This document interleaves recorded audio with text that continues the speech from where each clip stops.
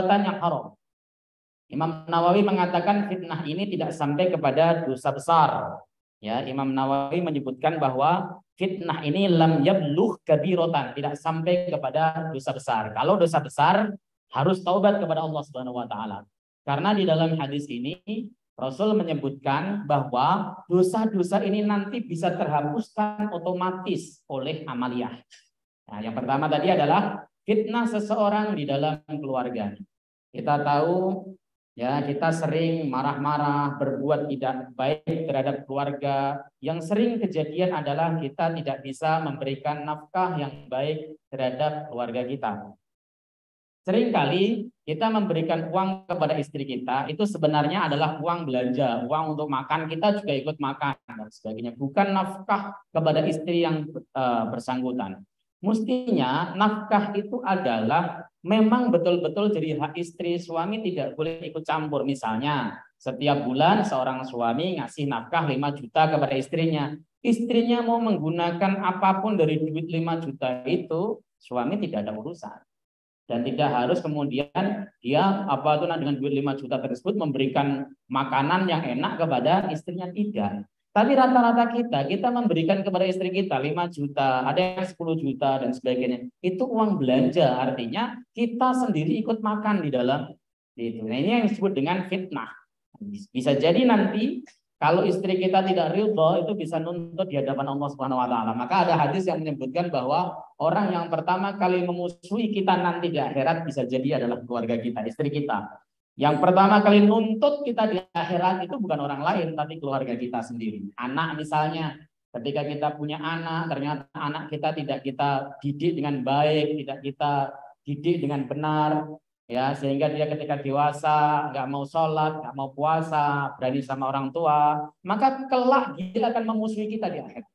Dia akan menjadi fitnah bagi kita, bisa menarik kita yang asalnya jatahnya ke surga karena amaliyah banyak, ditarik oleh anak untuk masuk ke dalam neraka. Itu yang disebut dengan aduwwul lakum, musuh bagi kalian semua. Oke, itu yang pertama. Jadi fitnah yang terjadi di dalam keluarganya.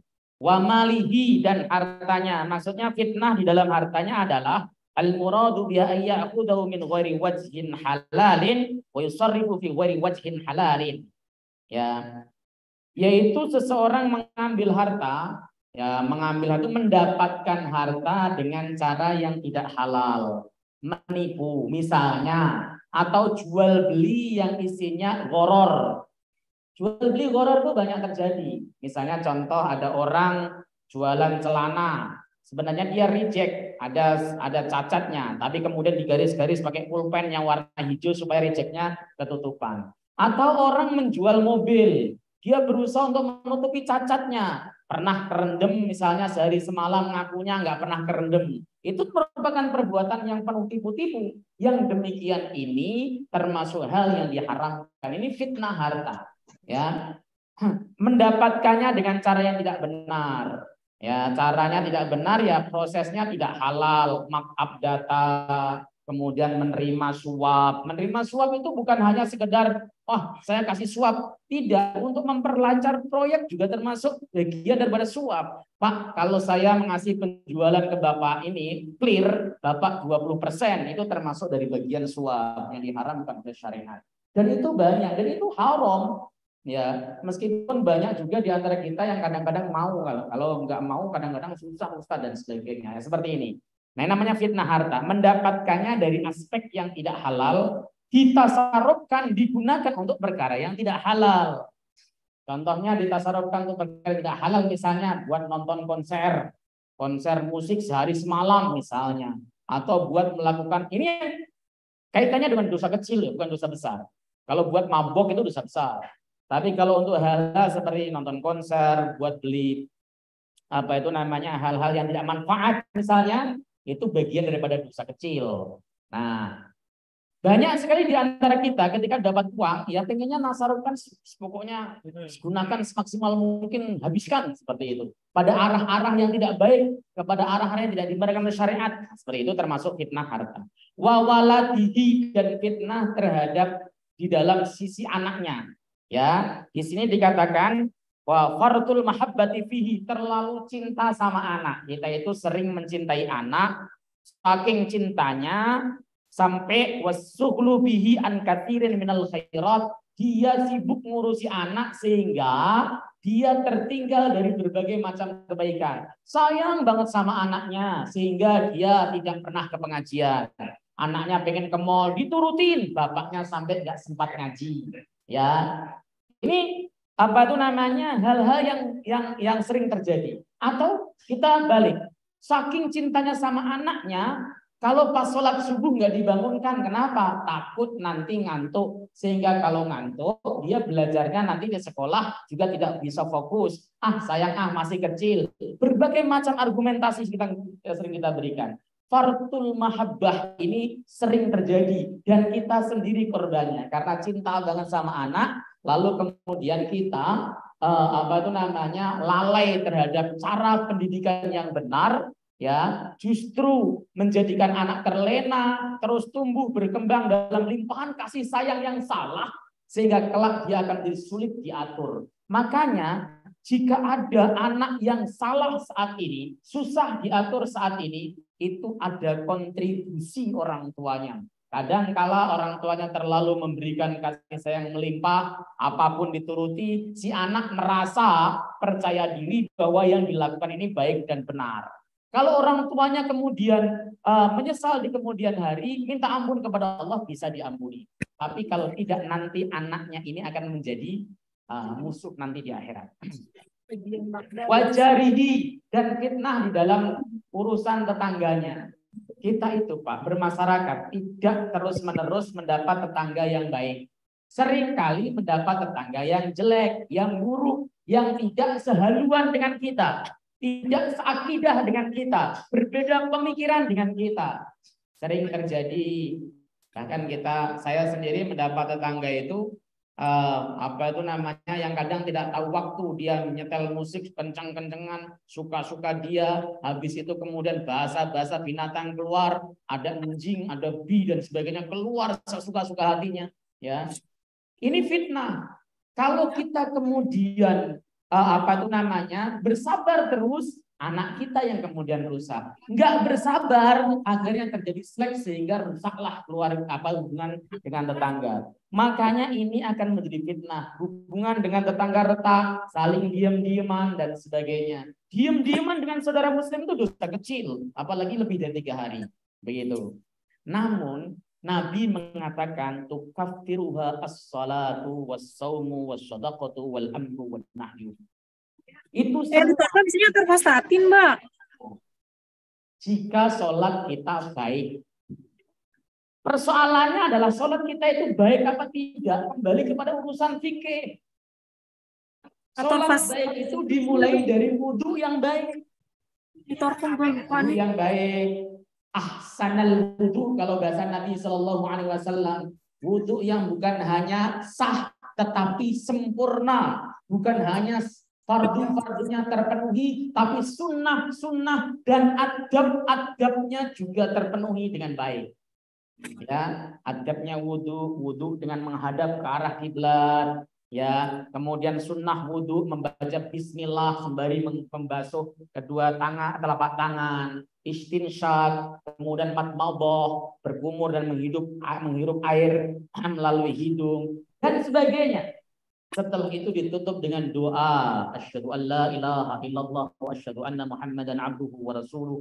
Allahumma ij'alni minat tawwabin waj'alni minal mutatahhirin. Wudu yang sempurna, lalu Anda melaksanakan sholat 2 rakaat sholat sunnah apapun, mau sholat sunnah wudu kayak tahiyatul masjid kayak, maka dosa Anda diampuni oleh Allah Subhanahu wa taala. Ya.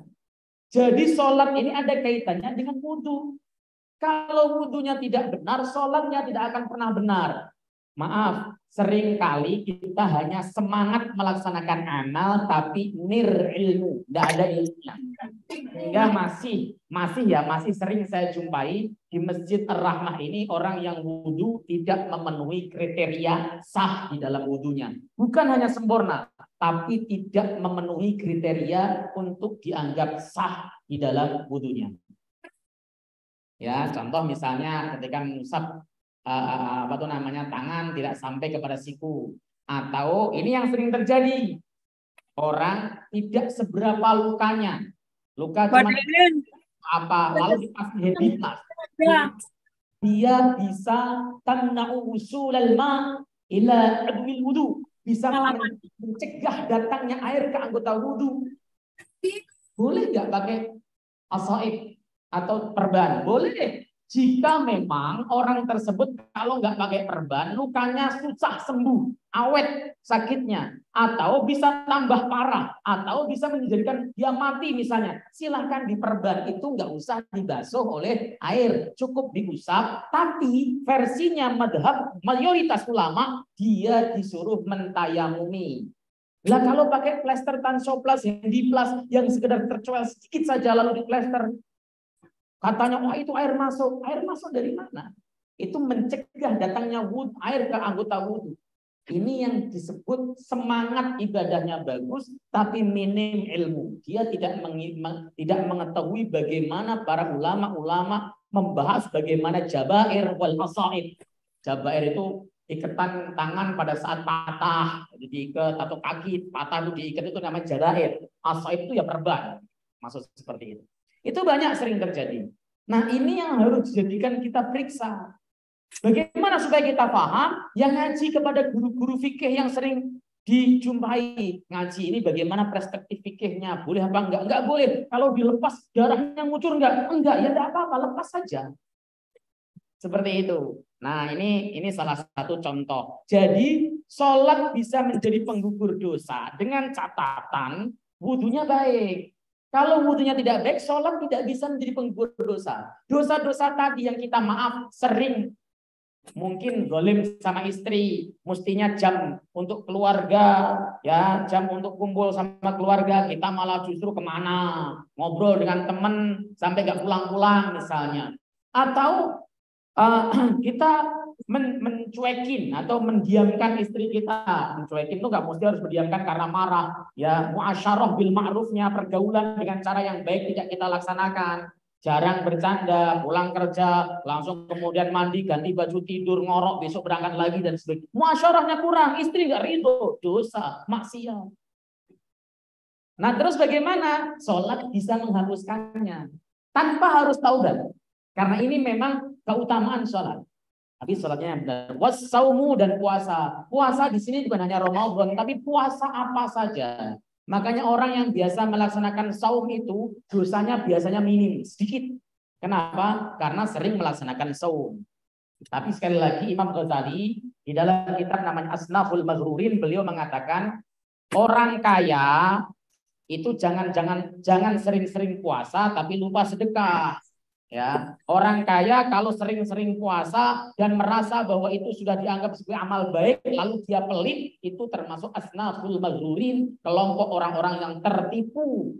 Kenapa? Orang kaya itu didorong untuk banyak bersedekah aslinya. Ya, kalau dia sudah rajin bersedekah, masih rajin puasa, jempol. Kalau dia rajin bersedekah, puasanya kurang, tidak apa-apa karena tugas orang kaya pokoknya adalah sedekah. Tapi kalau ada orang kaya, pelitnya naudzubillah min dzalik, nutupi kepelitannya dengan menggunakan puasa, pokoknya setiap hari puasa dan sebagainya, maka ini termasuk kelompok yang tertipu. Dia merasa dekat kepada Allah dengan puasanya, ternyata dia tambah jauh sebab dia melupakan tugas dia pokoknya sebagai orang kaya, yaitu mendermakan hartanya di jalan Allah Subhanahu wa taala. Tapi orang-orang RSBP ini keren-keren ya, udah rajin sedekah, puasanya rajin-rajin, masya Allah. Ya, lah ya, saya itu kalau lihat teman-teman gitu kan, masya Allah, orang yang punya jabatan kayak dokter dan sebagainya, rajin puasa itu senang. Wasadaqatu dan sedekah. Sedekah itu di samping daf'ul bala, Nabi mengatakan as-sadaqatu daf'ul bala. Sedekah itu bisa menolak bala. Ya, bahkan Nabi di dalam satu hadis, ini kualifikasinya dhaif ya dalam sisi sanad, tapi sahih dalam sisi makna. Nabi mengatakan dawu maradhakum bis sadaqah. Obatilah orang-orang sakit kalian dengan sedekah. Kalau ada orang yang keluarganya sakit, sering-sering sedekah, Allah akan turunkan syifa kepadanya. Ya, di samping bisa begitu, sedekah ternyata bisa menghapuskan dosa. Sedekah yang kita berikan itu bisa menghapuskan dosa. Maka kata Nabi, ittabi'is sayyi'atal hasanah tamhuha, maksudnya adalah jika kalian melaksanakan dosa, sedekahlah, itu akan menjadi penghapus bagi dosa-dosa yang kalian kerjakan. Jadi sedekah ini penting, meskipun al hasanah di situ maknanya banyak, bisa sholat, bisa puasa, kalau dan juga bisa sedekah, bisa baca Quran dan sebagainya, bisa menghapuskan. Ini harus kita catat. Sedekah itu amaliyah yang utama, Pak, sebenarnya. Hanya saja jangan sampai Bapak salah. Rajin sedekah, utang nggak dibayar-bayar, itu keliru. Karena sedekah itu sunnah, bayar hutang jika jatuh tempo itu wajib. Bayar zakat juga termasuk wajib syar'i. Kemudian wal amru wan nahyu, amar ma'ruf nahi mungkar. Sebagian ulama mengatakan, ini jumhur, mayoritas, satu amal tadi bisa menghapuskan dosa yang berkaitan dengan keluarga, bisa menghapuskan dosa yang berkaitan dengan anak, bisa menghapuskan dosa yang berkaitan dengan harta, bisa menghapuskan dosa yang berkaitan dengan tetangga. Satu saja, sholat saja misalnya yang baik. Dosa-dosa tadi luruh sendiri-sendiri. Tapi ada yang mengatakan, enggak Ustaz. Di dalam ini dikatakan begitu. Satu, misalnya sholat hanya bisa menghapuskan dosa yang berkaitan dengan keluarga. Kemudian puasa bisa menghapuskan dosa yang berkaitan dengan harta. Sedekah bisa menghapuskan dosa yang berkaitan dengan anak. Amar ma'ruf nahi mungkar bisa menghapuskan dosa yang berkaitan dengan tetangga. Pas, empat. Tapi mayoritas ulama berpendapat bukan begitu. Satu kebaikan yang kita laksanakan sungguh-sungguh itu bisa menghapuskan semua dosa. Intinya begini, Pak. Kita itu manusia banyak dosa. Kalau ada orang mengaku bahwa dia tidak punya dosa, saya nggak punya dosa, sholat rajin, zakat juga rajin, puasa rajin, kayaknya nggak punya dosa. Orang yang merasa tidak punya dosa itu hakikatnya melakukan dosa besar. Ya, di dalam kitab Al-Kabair, orang merasa nggak punya dosa itu dosa besar. Maka jangan pernah merasa nggak punya dosa. Dosa kita banyak. Karena dosa kita banyak, pilih amaliyah yang sesuai dengan kapasitas dan kemampuan kita. Kalau memang, saya nggak punya duit untuk sedekah, puasa yang rajin. Karena memang puasa, kata Imam Ghazali, itu ibadahnya untuk orang-orang yang nggak mampu. Sedekah nggak bisa, mau qiyamul lail juga berat, maka puasa yang rajin. Ya, lebih-lebih kalau kemudian yang puasa satu keluarga itu kan lumayan ngirit makan seharian. Gitu. Oke, hadis yang berikutnya. Ini hadis bagus menurut saya yang berikutnya ini. An Abi Hurairah radhiyallahu taala radhiyallahu taala anhu anna Rasulullah sallallahu alaihi wasallam yaqal, sesungguhnya Nabi sallallahu alaihi wasallam bersabda, yata'aqabuna fikum malaikatun bil laili wa malaikatun bin nahar. Akan silih berganti di tengah kalian malaikat-malaikat penjaga di waktu malam dan malaikat-malaikat penjaga di waktu siang. Para ulama berbeda pendapat. Siapa malaikat ini? Mayoritas ulama mengatakan ini adalah malaikat hafadzah. Malaikat hafadzah, malaikat penjaga kita.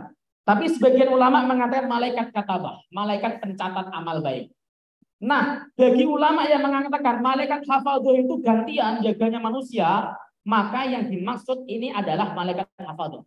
Tapi jika ada mengatakan yang gantian itu malaikat katabah, sementara malaikat hafadzah itu dia tetap akan bersama manusia sampai mati, maka berarti yang turun malaikat katabah, yang bagian nulis. Ya, tapi siapapun malaikatnya, yang jelas Rasulullah mengatakan malaikat akan datang silih berganti. Bukan satu yang turun, banyak. Kenapa? Redaksinya malaikatun. Kalau satu malaikat disebut malak. Malaikah itu jamak daripada malak. Jadi yang turun itu banyak. Di dalam hadis lain dikatakan sekali turun 4. Turun 4. Malaikat lail dan malaikat nahar, malaikat siang yang jaga siang hari kan. Sekarang ini siang hari kita dijaga 4 malaikat. Wa yastami'una fi salatil fajri wa salatil asri, dan mereka semua ketemu pada salat fajar dan salat asar. Ketemu. Kenapa? Mau ganti shift, ketemu dulu. Ya, seperti orang kerja kalau mau ganti shift kan pasti ketemu dulu. Nah, ini supaya nyambung ketemu dulu. Nah, ketemunya di salat fajar dan salat asar. Ulama menegaskan penyebutan sholat fajar dan sholat asar secara spesifik di dalam hadis ini itu menunjukkan waktu itu asraful awqat, waktu yang paling utama.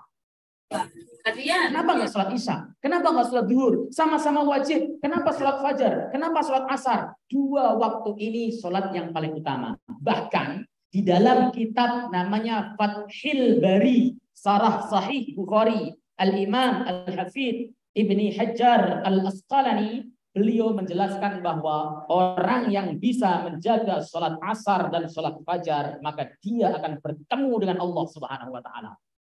Redaksi hadisnya mulai dari innakum satarawna rabbakum kama tarawna lailat kama tarawna al-qamara lailatal badar. Sesungguhnya kalian akan melihat Tuhan kalian sebagaimana kalian melihat bulan purnama. Jelas itu, seterang itu. Kemudian hadis ini ditutup man shallal bardaini dakhulal jannah. Siapapun orang yang menjaga sholat subuh dan sholat asar, maka dia masuk surga. Kata Ibnu Hajar, penyambungan hadis kayak gini ini pasti ada kaitannya. Enggak asal disambung. Bagaimana pemahaman beliau? Orang yang bisa menjaga sholat subuhnya berjamaah, sholat asarnya berjamaah, dia masuk surga dan dia kelak akan melihat Allah Subhanahu wa Ta'ala. Kenikmatan surga yang paling tinggi adalah an-nazru ilallah, melihat Allah Subhanahu wa Ta'ala. Sampai Ibnu Katsir dalam tafsir Ibnu Katsir menjelaskan, seandainya seluruh kenikmatan surga itu diaturkan kepada orang ahli jannah yang sedang melihat keindahan Allah, dia tidak akan pernah berpaling dari melihat Allah. Nikmat luar biasa. Afdhalun ni'amil jannah. Utama-utamanya kenikmatan surga adalah melihat Allah Subhanahu wa Ta'ala. Dan itu diberikan bagi orang yang bisa menjaga sholat subuh dan sholat asar. Kata beliau loh ya, ini saya rasa setuju karena hadisnya memang satu paket hadis tersebut. Ini menunjukkan subuh dan asar adalah waktu yang paling utama. Kenapa? Pertama, sholat subuh itu sholat kita nanggung-nanggungnya, masih dalam keadaan tidur, ngantuk dan sebagainya, ya, sehingga banyak yang terseret keluar. Bahkan dikatakan oleh para ulama, maksudnya di sini adalah orang yang melaksanakan sholat subuh dan asar di awal waktu. Karena malaikat ketemunya di awal waktu, nggak sampai mepet maghrib, begitu. Nah, di awal waktu. Namun kalau ada orang, ya, ini dikatakan ada orang yang dia pengen melaksanakan sholat di awal waktu. Wa amma man syara'a fi asbabiha ba'da dukhulil waqti wa lam yusalli wal 'azim 'anil fi'li fil waqti ma'adami syuru' fi sababi fihima fahuma fi hukmil musalli fi awalil waqti. Adapun orang yang melaksanakan sholat, ya, apa itu namanya, subuh dan asar, setelah masuknya waktu dan dia tidak melaksanakan sholat itu, enggak, sholat di awal waktu nggak bisa melaksanakan, tapi dia azam untuk mengerjakan di awal waktu. Oh, saya pengen sholat di awal waktu ya Allah. Namun ada sebab yang lain yang menyebabkan dia tidak bisa apa itu namanya mengerjakan sholat di awal waktu. Baru mau ke apa itu namanya ke masjid, misalnya tiba-tiba wah ada pasien gawat darurat, kita sibuk ngurusin sehingga selesai jam 4 atau setengah 5, lalu dia baru melaksanakan sholat, maka hukumnya adalah hukum orang yang mengerjakan sholat di awal waktu. Seperti itu di dalam sarahnya. Jadi apa itu namanya, usahakan mengerjakan sholat di awal waktu. Ini penting. Kenapa? Wa mimma yadullu lidzalika hadits qudsi. Sebagian hadis yang menunjukkan hal itu adalah hadis qudsi. Nabi mengatakan udkurni sa'atan ba'da subhi wa sa'atan ba'da al-asri akifuka ma bainahuma. Akfika ma bainahuma. Zikirlah, ingatlah kamu kepadaku sesaat setelah subuh dan sesaat setelah asar. Habis sholat subuh, jangan pergi dulu, zikir dulu sesaat, sejenak. Habis sholat asar, jangan ngabur dulu, zikir sejenak. Akfika, aku akan mencukupi kamu ma bainahuma, di antara subuh dan asar. Sudah dicukupi oleh Allah Subhanahu wa Ta'ala. Ya, jangan lama-lama zikirnya, tapi yang penting jangan tinggalkan. Wa mimma yadullu ala syarafi waqtil fajr anna rizqa yuqsamu min ba'di salatil fajri. Sebagian daripada keutamaan waktu sholat subuh, sesungguhnya rizki itu dibagikan oleh Allah setelah pelaksanaan sholat subuh. Faman kana fi dzalikal waqti fi tu'atin zida fi rizqihi. Siapapun orang yang di waktu setelah subuh melaksanakan ketaatan, berzikir, baca Quran, baca sholawat dan sebagainya, akan ditambahi rizkinya oleh Allah Subhanahu wa taala. Ya, bahkan di sini dikatakan walidzalika nara arzaqa ahli ta'abbudi mubarakatan wal barakatu afdalu ziyadati. Oleh sebab itu kita lihat bagaimana rezekinya ahli ibadah. Habis sholat subuh nggak langsung ngacir, tapi berzikir. Kalaupun seandainya ngacir karena harus berangkat kerja, tetap lisannya berzikir, murojaah hafalan Qur'annya dan sebagainya, maka rezekinya penuh barokah. Keberkahan ini adalah tambahan yang paling utama. Nah, saya selesaikan dulu. Saya minta tambahan waktu 3 menit dari waktu biasanya. Setelah selesai, setelah mereka bertemu di waktu subuh dan asar, summa ya'rujul ladzina batu fikum. Kemudian naiklah malaikat yang semalaman bersama dengan Anda. Menggunakan kata batu fikum itu menunjukkan bahwa malaikat ini mengawasi Anda terus-menerus, tidak pakai telinga. Batu itu semalam suntuk berada pada tugasnya, itu namanya batu. Seperti kita mabit itu sebenarnya adalah bukan memperbanyak tidur tapi memperbanyak ibadah. Fayas'aluhum, kemudian Allah bertanya kepada mereka, wa wa'lamu bihim kaifa, pertanyaannya kaifa taraktum ibadi. Allah bertanya kepada malaikat padahal Allah tahu keadaannya. Kenapa Allah perlu nanya?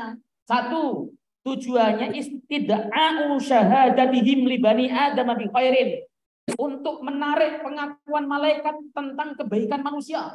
Tuh, baik kan manusia? Dulu kamu ketika aku mau menciptakan manusia berkata bahwa ataj'alu fiha may yufsidu fiha wa yasfiku dima. Tuh, ternyata manusia baik pada melaksanakan sholat. Yang kedua, istintaquhum bima yaqtadil at-ta'attuf alaihi. Ya. Apa itu namanya? Ini dalam rangka untuk mendohirkan ya bagaimana kasih sayang Allah Subhanahu wa taala kepada manusia. Maka Allah menanyakan, bukan Allah bertanya itu Allah nggak tahu, bukan. Supaya dapat persaksian malaikat dan itu menunjukkan bagaimana sayangnya Allah kepada manusia. Bagaimana kamu tinggalkan hambaku? Fayaqulun, maka kemudian malaikat berkata, taraknahum wa hum yusallun. Aku meninggalkan mereka sementara mereka dalam keadaan salat, ya Allah. Mereka sholat rapi berjajar, masya Allah. Wa atainahum wa hum yusallun, dan kami datang kepada mereka saat turun, mereka juga dalam keadaan sholat. Ini kalau bagi orang yang ahli sholat. Maka kita usahakan berada pada barisan itu, barisan mereka yang dapat persaksian malaikat. Sholatnya jangan sering-sering kesiangan. Kalau kesiangan sekali-kali manusiawi. Kalau seminggu 6 kali itu ya agak sedikit kurang ajar kita itu memang. Namanya kurang, berarti ya harus lebih baik lagi. Saya rasa begitu, mudah-mudahan manfaat apa yang saya sampaikan ini. Kita menjadi hamba Allah yang saleh. Manfaatkan waktu asar, waktu fajar. Nggak usah banyak-banyak sebenarnya. Mulazamah zikir saja. Misalnya yang punya zikir sholawat, baca sholawat 100 kali. Sallallahu alaihi Muhammad, sallallahu alaihi Muhammad, seperti itu. Atau baca Al-Quran ketika kita mau berangkat kerja, merojaah dari rumah sampai ke kantor pakai baca Quran terus. Atau yang memiliki wadifah untuk istighfar terus dan sebagainya. Itu merupakan wadifah yang baik. Kalau kita laksanakan dalam rangka ingat kepada Allah, Allah mencukupi waktu di antara subuh dan asar, ataupun asar sampai kepada subuh lagi. Kita dijaga oleh Allah Subhanahu wa taala. Al-khotbah minal minkum, kita tutup majelis. Subhanakallahumma wa bihamdika asyhadu an la ilaha illa anta astaghfiruka wa atubu ilaik. Assalamualaikum warahmatullahi wabarakatuh.